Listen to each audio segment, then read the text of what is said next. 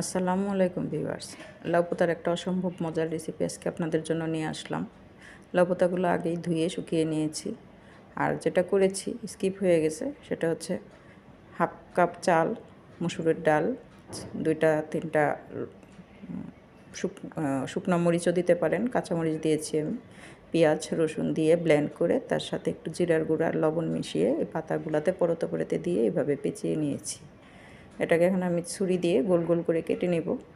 আপনার যেই কয়টা লেয়ার দিতে চান, যতটা মোটা খেতে চান দিবেন। আমি 5 থেকে 6টা পাতা দিয়ে করেছি। এটাকে অল্প তেলে মুচমুচে করে আমি ভেজে নেব। একটু সময় ধরে ভাজবেন, লেয়ারের ভিতরে সিদ্ধ হতে হবে। তেলটা খুব বেশি লাগবে না। এভাবে করে দিয়ে এটাকে উল্টে পাল্টে আমরা লাল করে ভেজে পরিবেশন করব। গরম ভাতের সাথে খেতে অসম্ভব মজা। একদিন ট্রাই করবেন, কমেন্টসে জানাবেন। সবাই পাশে থাকার জন্য অসংখ্য ধন্যবাদ। আসসালামু আলাইকুম।